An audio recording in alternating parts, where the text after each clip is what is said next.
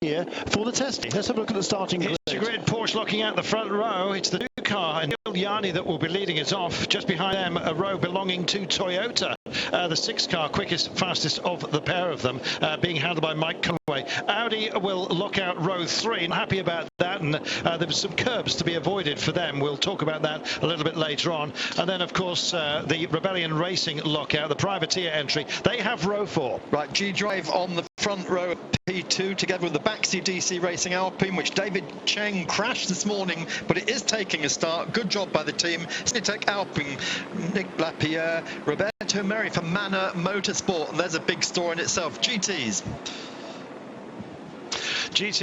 led off by Chip Ganassi team as well. Ford having some fun, but it looks like not too much fun when it comes to the rain. In fact, they have been hobbled ever so slightly by performance disadvantage. They've got to carry some more weight in this race. Some other changes as well. Other teams being upped just a little bit. The Ferraris likewise have also had some amendments against them. Aston Martin and Porsche, they've got a little bit of an advantage. What about the AMs? Yeah, the biggest pro field of the year. Here's the AMs, Aston Martin and Ferrari on the front of that grid. We got Ferrari, Porsche, Chevrolet Corvette, that's the factory Labra car, Ferrari, 2 more Porsches, Ferrari, Porsche, Ferrari. Fantastic field we've got. Just in total, 9 LMP1 cars, 23 LMP2s. And here are those that are hobbled. The 4 car here, amazing to see a P1 car so far back. Why on earth they wouldn't allow them to start at the back of their own class for the 110% rulers is one question. But that was a burnout, of course, for Pierre Caffer and his car very, very early on. In fact, it was in the free practice session, and they've rebuilt the car and they've done a stunning job. 2 crashes this morning in the warm-up as well, Mark, and a remarkable rebuild for Panciatichi's car, the 35 backseat Racing Alpine. David Cheng had a big accident. He caught some water on the curbs. It was dry this morning, but some overnight rain was inside the curbs. That car caught that at Indianapolis, went heavily sideways into the wall there. The Paul Loupchap car, they crashed in the Porsche curves, and would you believe they hit one part of the Porsche curves that doesn't have the new softer barriers? It just shows, Jeremy, you ride your luck, and I guess if you're going to get your bad luck out of the way, then why not do it early on and hope that that's the worst of it? Well, that's very true. Certainly for the recent competition, only car number 82, the Ferrari 488 GTE, the brand new car for this year, turbocharged Ferraris this year in GTE, and he did the job perfectly. He spun through the Porsche curves on Thursday. Here is our starting command, which we didn't hear, but there was the starting command. So the engines are now fired up, and Giancarlo Fisichella spun through the Porsche curves, and he found the newly extended gravel trap, which saved that even a massive amount of work. That was Brad Pitt, of course, giving the starting order. He will then be waving the tricolour to start the cars. Now, whether they're going to do that now or they're going to do it when eventually they decide it's safe to call in the safety car, we'll have to find out. Well, there's not going to be any parade lap here. They are going to start the clock, and we will be rolling behind the safety car. As to how long, anybody's guess. Here's your countdown, however. 5, 4, 3, 2, 1. The race will start now behind the safety car. The race has started behind the safety car. 84th edition of the 24 Hours of Le Mans starts behind the safety car. So Brad Pitt then, who was given a ride round circuit by Alex Wirtz this morning. I mean, what was the insurance bill for that, I wonder? What's the insurance bill for standing in the middle of this? 60 cars, as we mentioned, 9 LMP1s, 23 P2s, 14 Pros and 13 GTMs, the biggest field ever at Le Mans. And amongst those, Garage 56 entry, we have a quad amputee, Frederic Sasso, making that start, and that is going to be a story in itself. Well, as the race gets underway, Damien Faulkner's just jumped into the chair. You've heard a lot of him this morning, we know, during the warm-up and during the Road to Le Mans race.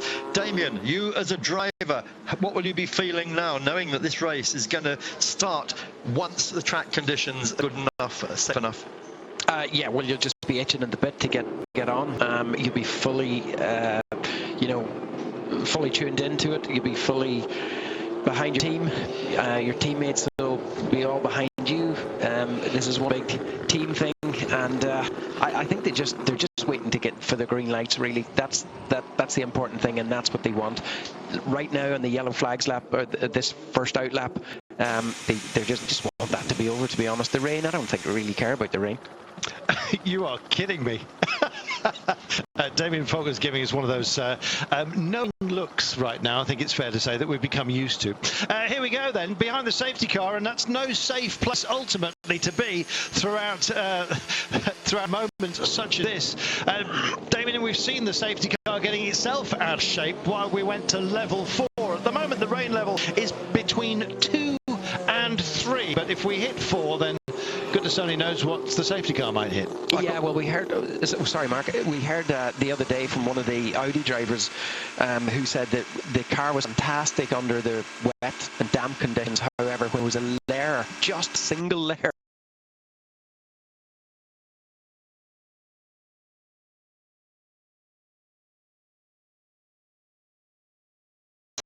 that's what the team is working on in the pits. We saw it being wheeled in backwards. The other car that hasn't taken the start is, surprise, surprise, the Bicolis car. We only say we think, it's not confirmed yet, that was the car that dumped its oil on part of the circuit this morning in the warm-up. And somebody else who had a problem during the warm-up was the number 97 Aston Martin entry. Darren Turner was telling me that they had some gear selection problems on that car this morning. It was the actuator mechanism. They think they've fixed it, but even if they haven't, he's not too concerned. He said when they try to downshift, they might not immediately get the gear they want, but he doesn't expect it to be too much of a problem moving forward in the early stages of the race. Damien, standing water. We just saw the number 5 Toyota going for a huge puddle. This is good. This is going to be a long time, isn't it? Okay, team, at the moment, no need to weave. Just keep me updated on this first lap. Let me know what the conditions look like and how long you think the safety car may be out for. Yeah, just listening to some team radio there. And so, I mean, obviously, it won't start if it's too wet. That's the main factor. Okay, so when I say they don't care about the rain, you know, a racing driver wants to win. All of these guys, especially at the front in this the LMP1 field, they're all professionals, so they're all, you know, excellent in the wet, they're all excellent in the dry. They just want to get going, and so you know, it's up to the race director, of course, the safety car drivers out there as well. So they're going to call it as to, you know, when they're going to start this race. If it's too wet, they'll delay it a little bit longer. Carlton, motor racing is dangerous, but safety has to still be the prime consideration. Absolutely, and I think ever more so. You're seeing the soft barriers being brought in here, various regulation changes. Of course, as we head down the long straight, of course, you suddenly come across the chicanes, which were one of the first sort of safety features to try and knock out a bit of pace. It seems that year on year, though, the cars get quicker and constantly have to just be reined back in. And as they get more pace about them, of course, the danger levels increase. Safety factors, of course, ever mindful of those. And in fact, rules have been changed for next year. Mark just announced the other day to enhance safety even further. Yeah, we've got a whole raft of changes coming up. In fact, over the next 2 years, driver survival cells in 2018, as in GT for the LMP1 cars. We've got a 10 megajoule increase in power, up from 8, but we've also got other things like the hybrid components will be isolated from the drivers of the P1 cars. Big changes, but we've got plenty of time to talk about those during the race. Let's get on with what little action we're getting. This is what you're seeing if you are on board the number 68 car. Well, that was almost my view from the safety car as well, which I was taken out, the pace car, I should say, by the great Tom Christensen, will be a guest of ours a little bit later on. 9 times a winner here, of course. You saw the Bicolis racing machine actually still in the pits. It's having a timed release. That was a total burnout of the electrical loom, various clips and stays, injectors and the like. They've done a superb job of rebuilding it. Yeah, Pierre Caffer actually saved that car. He was the one that obviously that was driving it at the time, but jumped out, realized the scale of the problem right away, ran around the car and in through the smoke, couldn't see anything but unclipped the bodywork, ripped it off so that they could extinguish the fire. But for his intervention, it would have been a lot worse. Well, we're going to be heading to a break. Lastly, on board so I can't see anything at the minute. Can you keep me updated about track conditions, please?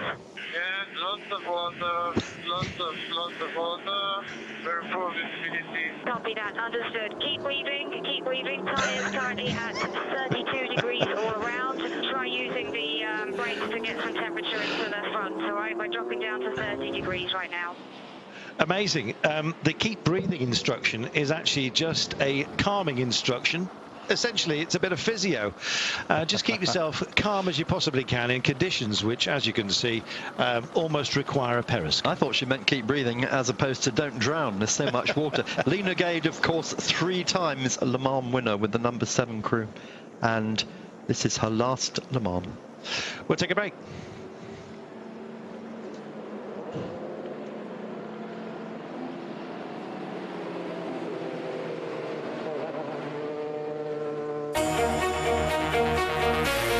Завтра в прямом эфире на Евроспорт 2. Рут дю Сюр. 5-й этап.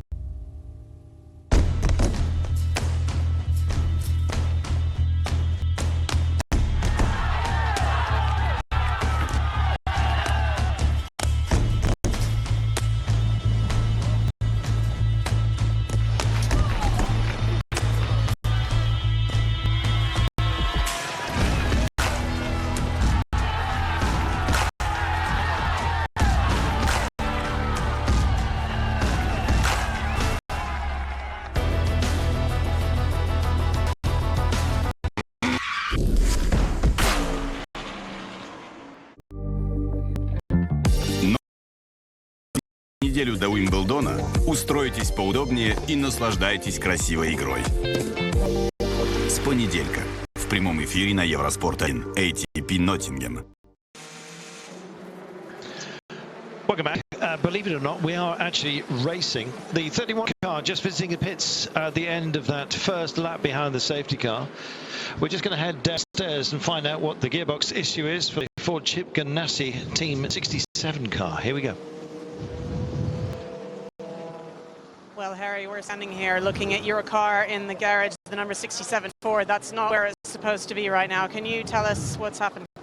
Yeah, unfortunately, Andy lost gearbox pressure on the reconnaissance lap to the grid. So, yeah, struggling to change gear, stuck in I think 3rd or 4th gear. So, had to bring it in the box, and we're just trying to diagnose the problem now. I mean, only saving grace at the moment is the safety car, so it's not like we're losing too many laps. But yeah, we're going to need to get out in the next 5 or 6 minutes if we're going to have any chance of pouring it back. Is this something that's been a problem before at all, or is this a completely new issue with these cars? No, I don't think so. I mean, we've been very reliable in testing, but I think we're getting ready to go, so we'll see what happens. But I know they had an issue like this in Daytona, but I think it's all fixed. So yeah, we're not 100% sure. I'm certainly not from the WEC team anyway. Okay, well, lots of luck. We hope you get out there. So thank you, Liz. Liz Halliday, of course, our indefatigable pit lady. She's a Le Mans racer herself. She won Sebring. She knows how it works, just like Damien Faulkner does. We had news up from the pits. The ESM car, the 51 Mitchell car that's running this weekend, called...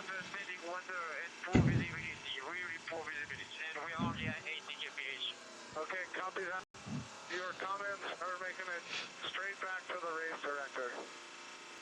So, yeah, going back to the ESM car, it's the car that won at Daytona and Sebring this year. They started it with Pipo Derani. The team took the decision to bring the car in, change the driver. They said there's no point having Pipo going around in these conditions. We'll save him for when we really need him, when it's hard and wet. And, of course, it's strategy that won them both Daytona and Sebring. And I'm sure Jeremy Shaw might be able to fill in on that. Yeah, Ed Brown, of course, has a lot less experience than the other guys in the car, so he's got to complete a minimum of 6 hours driving in this race. So smart decision there to put the silver driver Ed Brown in that car during while the cars are running at much reduced pace, Mark. So yeah, good strategy call by Extreme Speed Motorsports. The rain is abating. We're back down to level 2, which is good news because we were going from 2 to 3, and if we'd hit 4, possibility of a red flag being thrown for the first time here at Le Mans. We are racing, would you believe, albeit behind the safety car. If you're only just joining us, you haven't missed a whole lot, apart from a whole lot of spray which is being kicked up. Now, the drivers are being requested, or any of their comments, incidentally, on open radio are actually being relayed back to race control. I'm sure they're across absolutely everything, and that's the way it should be, Mark, because if anyone's going to be worried about the conditions, you want it first-hand, and first-hand means the drivers. Yeah, absolutely. Now, if you'd like stuff first-hand as well, we're all on Twitter this year, so just keep those messages coming in. Mine is at Mark Cole Comms. One S in comms. It's amazing, actually, that you're on Twitter at all. What have you done with the carrier pigeons? Well, we shot it. All of them? Ate it last night. Well, there we are. Mark is open for business. So, indeed, is Damien Faulkner. At Damien Faulkner. Damien with an E. And with a K in the middle of Faulkner. It is, yeah. At the end. And it's at Carlton Kirby, pure and simple, CARLTONKIRBY, no dots, dashes, capitals, anything like that. And at Jeremy Shaw, racer. Good. Now keep them coming in. Let's tell you, Audi Sport is very concerned that temperature on the track has dropped from 28 degrees to 18 degrees. When that rain arrived, the air temperature is only 15 degrees, and this is going to cause all sorts of problems. Damien, brakes particularly, as well as tyres. Well, yeah, but if we just come back to that onboard footage there with the Audi, I think it was Andrew Lauder on to his engineer, and he was complaining about visibility, but you'd see actually on the screen where there was condensation coming up, and I'm thinking it might have been on the inside, but it might have been between the layers of plastic, the tear-offs on the windscreen, and if it is, that's not good. They're in trouble. We just got an onboard shot of the Toyota. They have no such issues. There we are. You know, when you hear more and more about Toyota and their coping strategies for various incidents, the more impressed you get. They've actually got an air conditioning unit on their battery. There you go. Just to get an optimum temperature. I think everyone else is using venting, but they've actually got an aircon unit dedicated to that. Here's your 67 car. Yeah. Gearbox pressure issues apparently resolved. Andy Prio, then waiting to go out. He'll go down 2 laps. So this has really been a godsend. If they're going to have that trouble, have it before the actual full speed racing starts. Might have gone 2 laps down, but they could pull that back over the next 24 hours. Maybe. A lot of water being dissipated by the vehicles themselves. I'm actually looking out on some mirror flat puddles at the moment. It looks like the rain has in fact stopped, which is good news. So not quite sure how long it's going to take us to get back to a racing position right now. But the kick up from the vehicles here will dissipate a lot of it. There's also an inherent amount of temperature still within the track, and that's going to help some of the evaporation. Now, the big worry is that water does collect, particularly in some of the pans, can we call them that, where you have these what they call baguettes here, basically the rumbles on each of the corners. They can hold water, and that's what David Chang found this morning in the warm-up in 35 car. Yeah, that was down at Indianapolis, and interestingly, before that happened, the race director had warned him there is water in those rumble strips. That's right. That was after the oil warning. Oh, yeah. The oil as well. And it wasn't coming up through the ground. If you're just joining us, we're now 15 minutes into the 84th edition of Le Mans 24 Hours, and the cars are only just completing their second lap behind the safety car, and it's continuing. Well, the breeze is blowing up, and that usually on stormy days announces yet more inclement weather. It's going to be a question of coping with it. Coping strategies to the fore. A lot of teams didn't cope terribly well in qualifying. It almost seemed unfair that so many of the major cars, particularly LMP2s, have been hobbled by 110% rule. The 27 S&P racing car is one of those. The 30 machine, the Extreme Speed Motorsports, also towards the back. Krone Racing plumb at the back, incidentally, from the P2 cars. The SO 24 by Lombard Racing, the 22 machine, Capio is way at the back as well. So is Pegasus Racing after a spin early on. And honestly, it's a big question for me is how on earth were they so cruel to these guys when we only had just a handful of minutes, relatively speaking, of full dry qualifying, and then the rain came and went and came and went, and the initial times that we set in the first session of qualifying stuck, and it was impossible to get within 110, no matter how 110% of those times, class by class. And it seems very, very strict, Mark, interpretation of the rules, not to give them just a class relegation, but an entire field relegation. I agree. Normally that's what would happen. I think this is Le Mans there. The ACO had their own rules. Now, we've got a tweet coming in from Paul Dunn saying, I thought there were 3 safety cars at Le Mans. Yes, you're absolutely right, Paul, there are, but for the start, because the field was already bunched up together, just 1 safety car, and it's in the hands of a very capable driver, Yannick Dalmas, 4 times Le Mans winner, and he... Okay, copy that. Keep giving me the information. We get it back to the race director, okay? Thanks. So the safety car driven by Yannick Dalmas, 4 times a Le Mans winner, and all those wins in different makes of car. Maybe he's going to win it for Audi this weekend. Yeah, I think he'll definitely drive in here next year, won't he? After that lovely control slide the other night.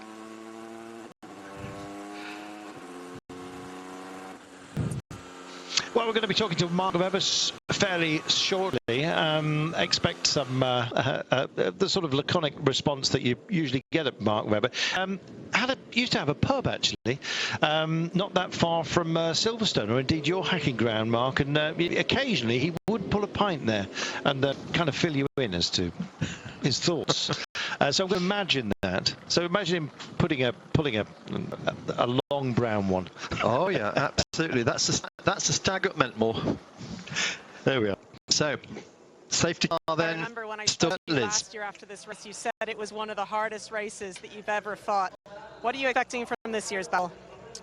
Yeah, well, we know they don't hand the victories out around here, so we've got to work very hard. So it's going to be really, really tough on the machinery, on the material.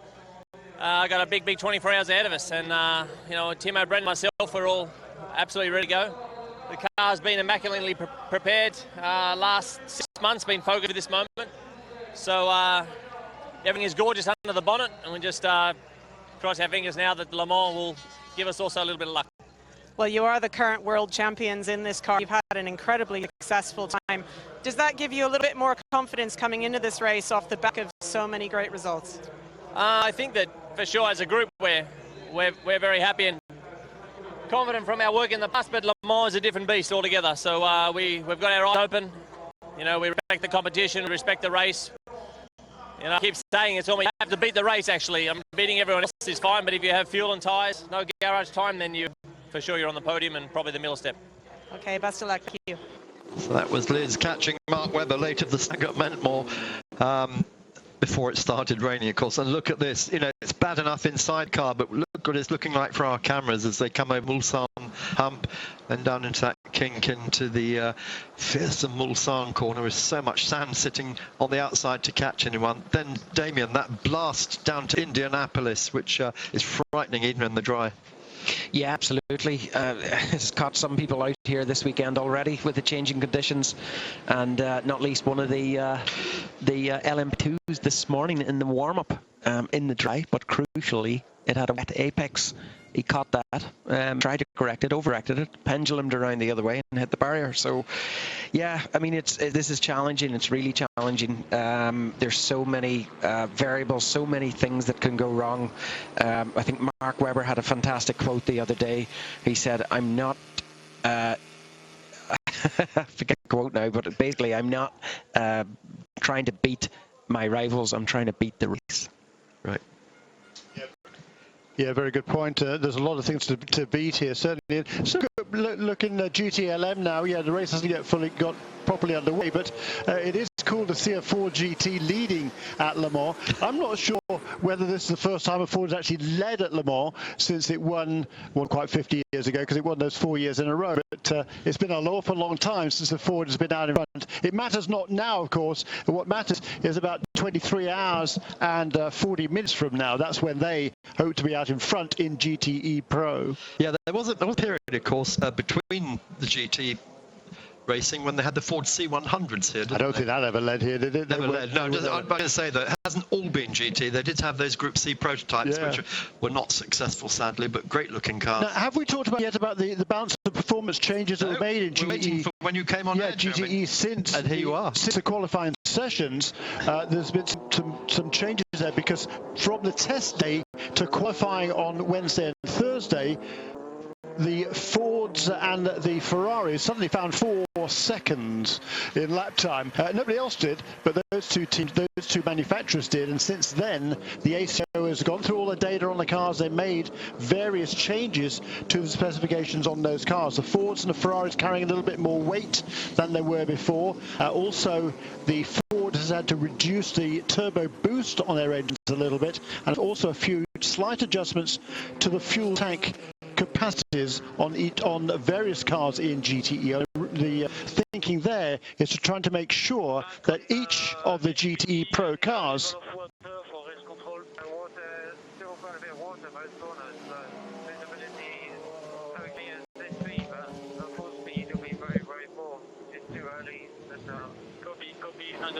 Too early.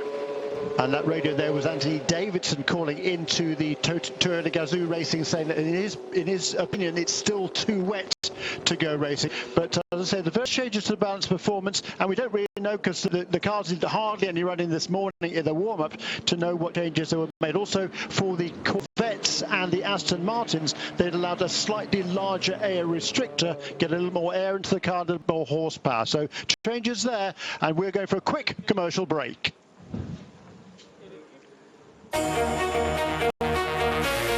Завтра в прямом эфире Евроспорт 2. Route du Sud. 5-й этап.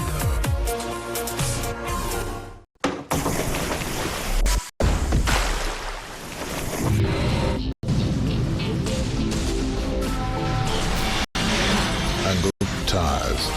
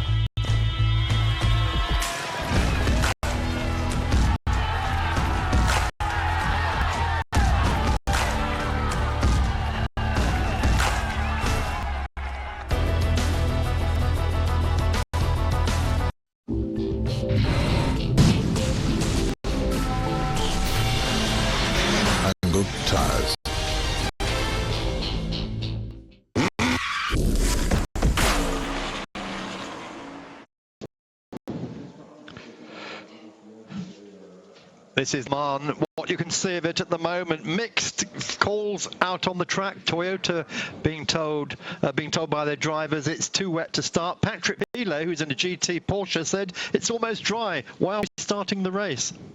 There you are. It also depends on when those messages were sent, because there are certain parts of this track which are extremely dry, and others which, quite frankly, are still downright dangerous. I guess, Jeremy, what they don't want is to release them and then have to change their mind. Yes, very, very true. They want to make sure that you know, they are. Everybody's in agreement. So, of course, you know, the guys that particularly like driving in the rain, there's a lot of drivers that do particularly like driving in the rain. I certainly did, not to this level, admittedly, but I certainly like driving in the rain. But there's a lot of drivers that don't.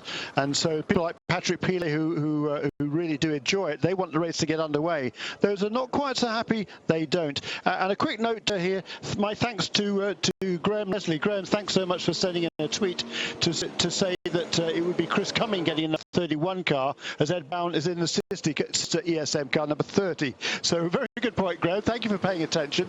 That was my error, and yet another error from me, I think. But hopefully, it probably won't be the last, but hopefully it will be. And of course, thank you, Graham Leslie. Of course, Graham, son of David, one of our much missed co-commentators here at Le Mans. And anyway, Audi again on the radio saying visibility is too poor. We are not going to accept the car should be released yet, and Toyota also saying no, conditions aren't right. We're just seeing some blue sky from the commentary box looking west. There are patches up there, Carlton. It looked like an eye in the sky, did it not?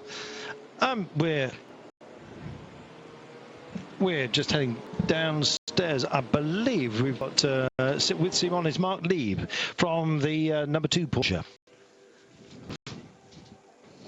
In fact, here he comes. We'll be dropping in with plenty of these interviews throughout, by the way. So do enjoy. Great team.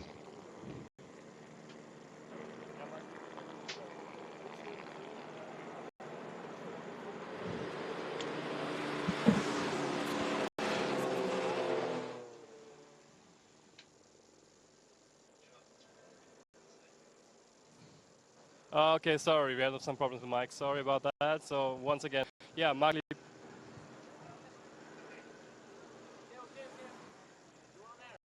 Okay, now we're on Mark. Nochmal die Frage. Bildschirm gesehen, die Konditionen draußen gesehen, bisschen Funk auch schon gehört, wie es momentan? Ja, momentan geht es, glaube ich, ganz gut. Ich denke mal, dass so the conditions are an issue. Would you like to describe them for us and your fears? Well, the first cars, there have been cars already coming in. As far as tyre choice is concerned, we're still on full wets. And obviously going to have to stay at least a couple of laps on those tyres in these conditions. Interesting, Mark. Full wets are...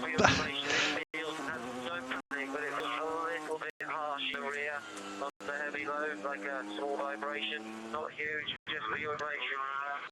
Mate, when this safety car is going to be pulled in? Not yet. No, Eduardo's fairly quiet. What is the situation? Is there much falling rain on that lap? No, there's not rain, but it's just heavy wet at the moment. Copy. Let's just ride with that. Andy Prio complaining that still some issues, Mark. Still some issues. They came in with gearbox pressure problems, and it seems potentially not resolved. Jeremy? Yes. Sorry, I thought you were putting your hand up because you wanted to answer it. was that Andy Prio, or was that Mike Conway on that radio? There's Andy Prio from the Ford, yeah. And but they've got 4 cars here, Ford, and if one car's going to have bad luck, it's always going to be the same car, isn't it? This is what happens throughout. Well, they're certainly hoping only one car has a problem. But the good news is, of course, they do have 4 cars here in the race. Overkill, one might say, but that celebrates 66, 67, 68 and 69, the years in which they won, and that's reflected in the car numbers. And as we discussed the other night, the first year they won was with a Mark II, the second year they won was with a Mark IV, and the last 2 years was with a Mark I again. So yeah, well, they kept changing the rules around about that, didn't they? And the 7-litre car was outlawed, isn't that correct, for the last couple of years? That's right. It went from 7 litres down to 4.7, and John Wire, of course, ran those last 2 years as the Gulf cars. Scott Dixon and Ryan Briscoe there in the pits. Thumbs up from Dixie. I'm sure he always likes driving in the rain. He's had a fair bit of experience that in the very early stages of his career in New Zealand. And we're certainly getting a lot brighter here now, and I would anticipate a start restart fairly soon. Yeah, heard that from the note on our scoring screen to say the rain level of intensity has dropped to what they describe as a level 1, and I would say it's less than that around most of this 8.5-mile racetrack. Yeah, the Manor guys all sitting there in their garage. I bet they're glad they're here and not in Baku. They used to be in Formula 1. John Booth and Graham Loudon, of course, running that team. We're waiting to hear from Edouard Freitas. He's been very, very quiet, having been talked to death over the last 3 or 4 days, hasn't he? Yeah, good point there, Michael. He's quiet to us, but I'm sure he's not very quiet when talking to the various teams and drivers on the radio. His communications with everybody here. I'm sure he's getting an awful lot of input right now as to whether this race is, or the race track is in good enough condition to start this race properly. Talking about weather and Baku, I understand that, I'm not wishing, no Schadenfreude intended, but apparently the drain cover issues there, also presumably with bad weather. I'm assuming that's what the issue is. Well, I think Jean Todt, who's here at the moment, better jump on a plane and get over there and sort it out. Carlton, safety car has been requested by race director to pick up speed, so that means that conditions are obviously good enough that the safety car's not going to fall off the track. This glorious silver Ferrari that we've all been enjoying so much of, if you've put your compact and you want to get a look at just how your hair is, then just stand next to this. It's quite absolutely remarkable.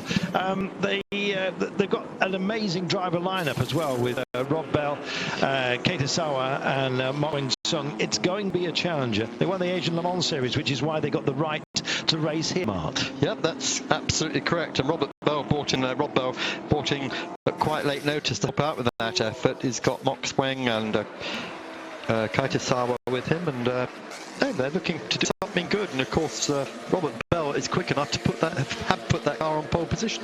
Indeed, so that's the point. They've started on the pole position, and they made that stop early in this race to get the lesser experienced driver in. Again, good strategy there. Well, here we are then, Porsche.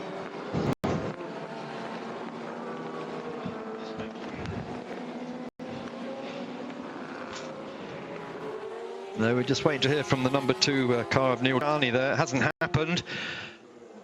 Just some nice close-ups then of... How are the track conditions now? How are the track conditions now? Porsche corner onward until exit after Rouge, they're quite good. There is after that now. The sun is slowly coming out. The track should hopefully dry quickly, and we'll see how long we can go with these tires and try to go to the slip. That was the most laid-back series of instructions I've ever heard. It was almost like this race was 20 hours old. Yeah, and I would suggest that since the race director Eduardo Freitas has asked the safety car to pick up the speed, I would anticipate perhaps even going green at the end of this lap. Mark, what do you think? Yeah, quite possibly. Watch that safe car, watch the lights. When those lights go off, if they go off as it's coming through Porsche curves, we will know that we are going to go green for the first time in what is now 34 minutes since the official start. There we are, 20 minutes and 25 remaining. 23 hours and 25. My goodness, yeah, it's almost difficult to forget what's involved with this amazing race in its 84th incarnation. You've got to have a lot going for you. Ford certainly have got that, along with goodwill from the other teams that had to allow them to come here to contest the GT class, because this car you can't buy and drive upon the road. All the others within the class you can do. So very much a kind of a prototype within the GT class, but everyone's so pleased to have them here. It's brought a lot of attention, Mark, to that particular class, and they'd rather obviously have them here, the opponents that is, than not, despite the fact that at the moment they seem to be head and shoulders above everyone, at least on pace. Will they last? Yeah, but as we've heard, there's been a lot of changes in balance of performance, and Ford have actually hit back this morning. Raj Nair, who's the head of the Ford program, says the FIA knows that we ran flat out at the test and in qualifying. We feel good about how we performed. The test days are test days. We ran as we ran here, and that's what we do.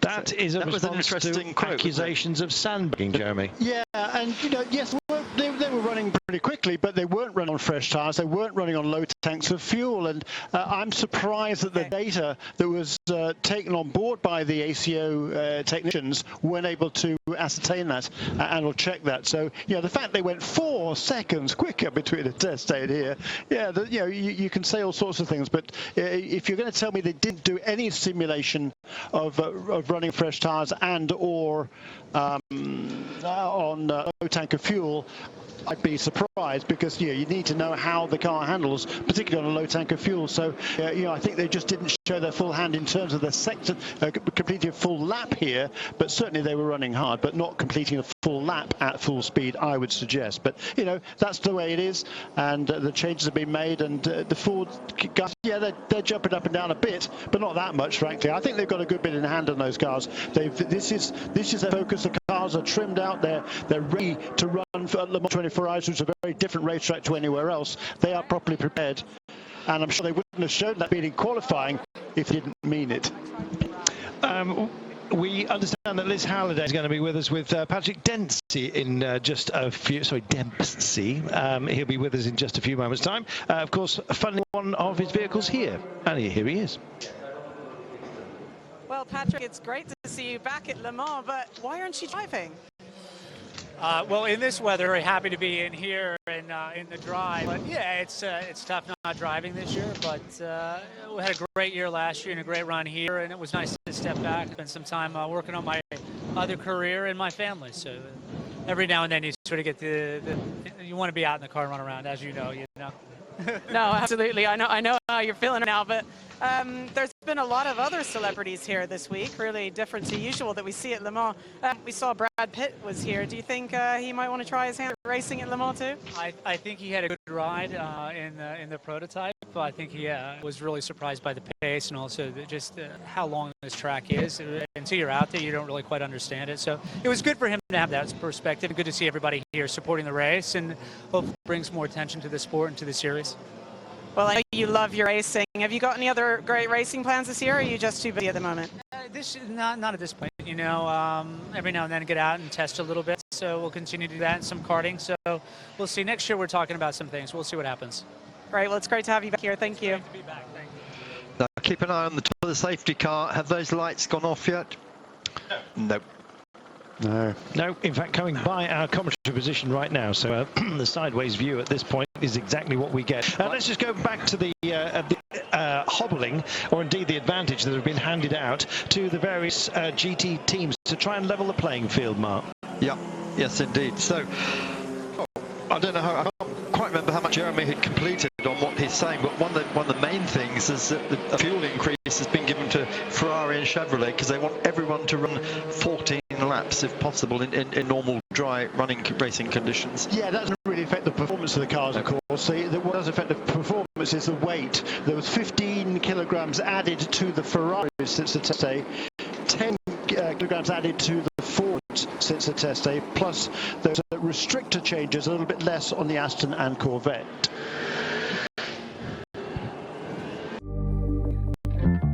Ноттингем, Англия. За неделю до Уимблдона устройтесь поудобнее и наслаждайтесь красивой игрой. С понедельника в прямом эфире на Евроспорт 1 ATP Ноттингем.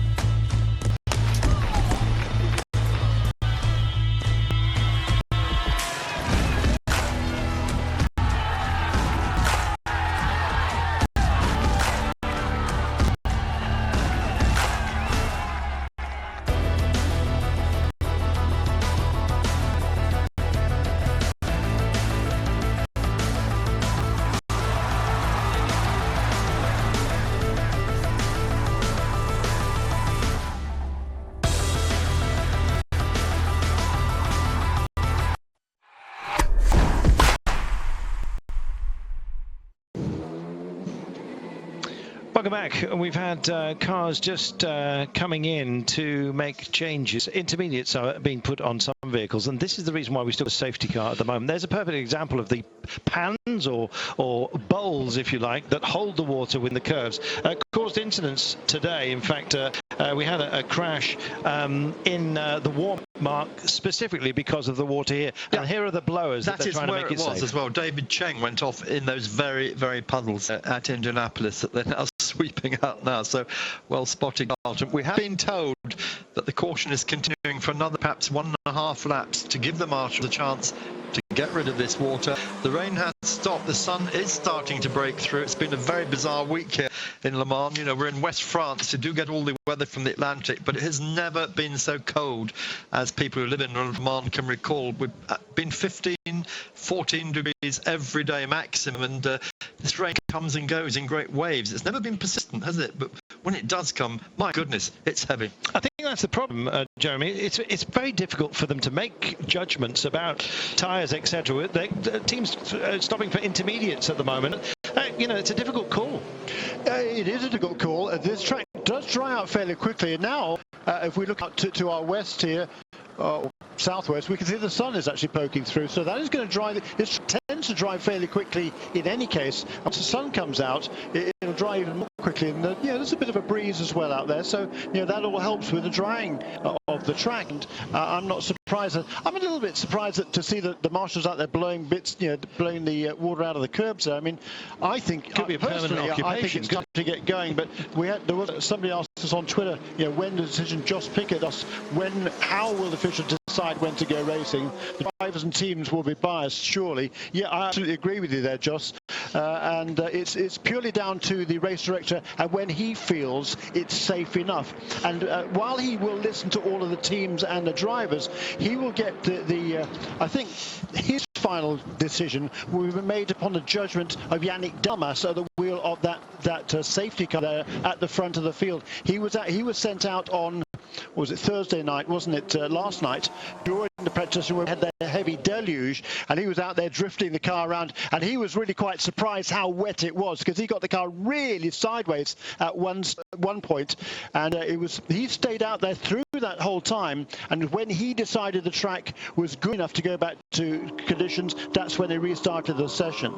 Right, now do you notice that, guys? Just saw a second safety car joining in the game there. That's picking up some of the back markers who have obviously stopped in the pits, and that is 2 of 3 safety cars that we know of on track at the moment. Indeed, and the reason for that is when cars are not allowed to rejoin from the pit lane until the safety car comes around. So as we saw at the beginning... Negative, no warning expected.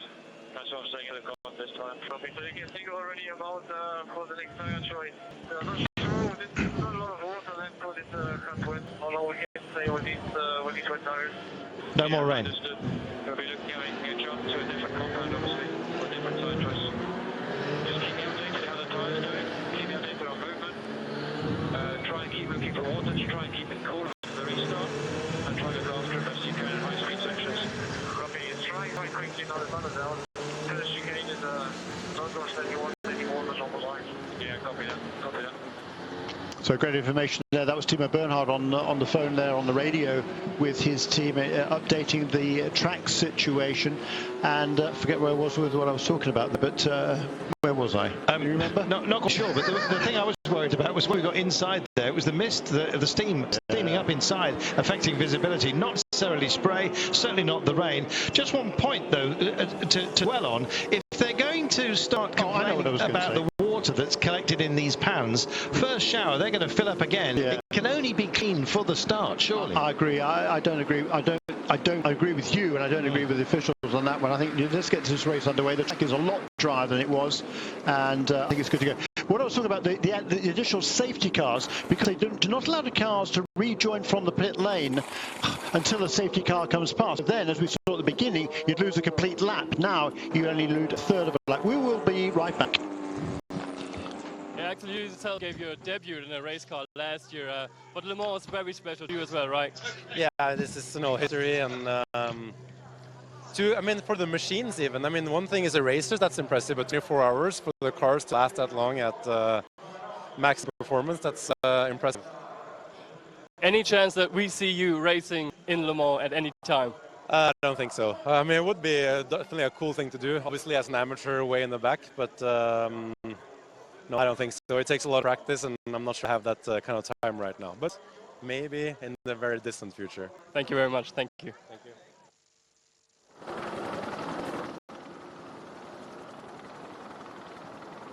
Well, it certainly looks like the cars are testing their own pace, as you can see, just dropping back a little bit and then just trying to, well, gauge conditions, I think it's fair to say, Mark. And they're reporting back all, and it's various stories we're having, but surely we must be underway fairly soon.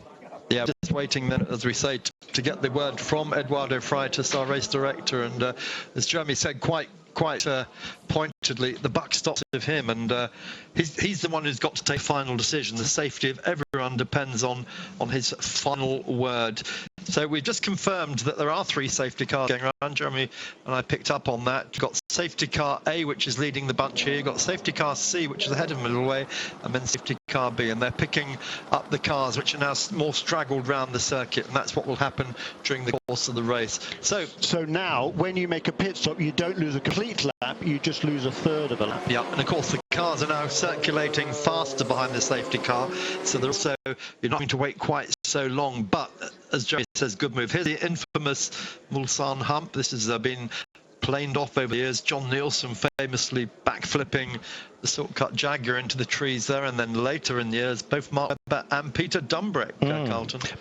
Peter's flip, quite remarkable. I actually just said to him once, without telling him what I was going to ask him, I just said, how many? And he said, 5.5.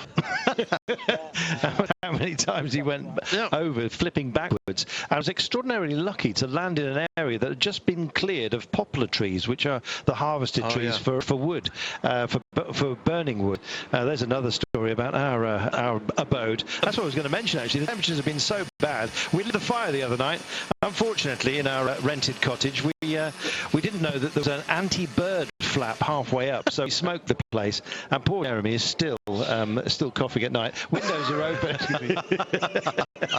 Yeah, so we smoke like kippers. There's the Dunlop guys. Let's just give you some facts and figures about tyres. They're in the news at the moment because drivers are on the cusp of deciding, do we go to intermediates wet? Michelin, 6,000 tyres here, supplying 33 cars with 100 technicians. Dunlop, who for the first time are in P1, they've got 6,000 tyres as well, 27 cars and 80 engineers. So that's the facts and figures for rubber.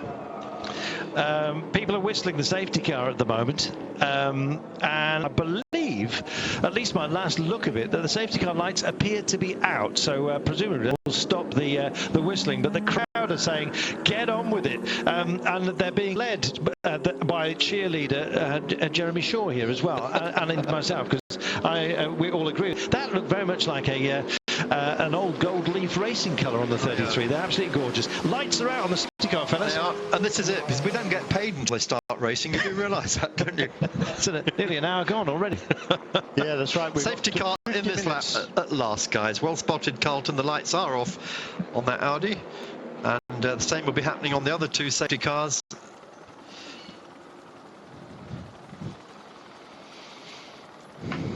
So the crowd will be delighted, Jeremy, and I'm sure you will be too.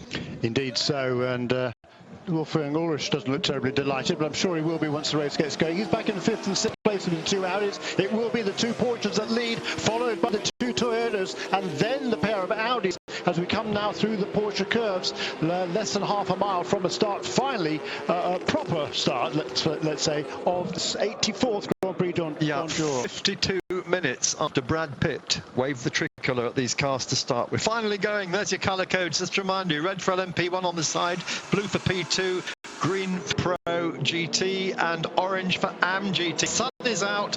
Le Mans 24 hours. It's about to start as the Le Mans 23 hours. With that view, you'd think that there was no moisture out there. There's still a bit being kicked up as soon as they find a puddle, and they're looking for it, don't forget, just to cool things down. Right now, the safety car is about to pull in. In fact, it has gone. So, next time by, we will be racing here, and we are delighted to tell you that. The 84th running of the great race about to get underway. Safety car's gone, and it's the Porsches that will pick this up to begin. Yeah, and of course you can see they're not even side by side, of course, because the race has already started. So it's just like a restart after a safety car period, if you like. So that's all good news for the guys at the front. Damien, cold wet tires, cold brakes. Yeah, they're just trying to get as much temperature into their brakes as they can, into their tires as they can. They've got to be very careful in these first few laps. Over Dunlop for the first time. The rise and fall in proper racing conditions. So you can see lamp all over the place here. The old rooster tail being kicked up. The cars having to be snatched at as well. It's Porsche, of course, leading out 1 and 2. Toyota closest at hand, but Audi also very much engaged here. Lots of questions to be asked, and over 23 hours to find the answers, Jeremy. Yeah, unfortunately I didn't have the headset on because Damien had it. But yeah, finally we're away here. So this is, and we saw one of the top cars in LMP2 came onto pit lane as the green flag came out to make his stop. I would presume, Mark Cole, to go on to intermediate tyres. Yeah, and everyone else, of course, will be watching to see how good that is. What we're going to watch, so Audi is already coming its way past Toyota, Andre Lotterer, and Duval past Sebastian Buemi. Push that Toyota was in 4th place down to 6th, but it's still Porsche, Toyota. Mike Conway fighting off Andre Lotterer as they come down into the Forza chicane, the first of the 2 chicanes on that long Mulsanne straight, the Ligne droite de la Hodonière. And just look at the pickup as well. There's so much water being kicked up here. The defined racing line, and if you come around your teammate, make sure you keep it nice and clean. And there will be a lot of racing and bragging rights within the team. We're on board with both Fords here, and this is the position. It is a poor position here, and there's been a lot of shuffling going on already at the head of the field in GT. Perhaps it's now Stuart Mueller still leading the way. He's actually got past one of the LMP2 cars as well. James Collado, Richard Westbrook and Olivier Pla in that number 66 is under intense pressure, if not being passed by Sam Bird in number 71 Ferrari. 2 cars still out there. It's Neil Yarni in his hands right now. Bernard is Porsche 1 and 2. Conway is on board the Toyota with Lotterer and Duval. Buemi in 6th place at the moment. Best of the Rebellions is the 13 car. Unlucky for some, but they've been riding absolutely beautifully here. Many saying that they could indeed get themselves a podium. In the speed traps, they are amongst the quickest.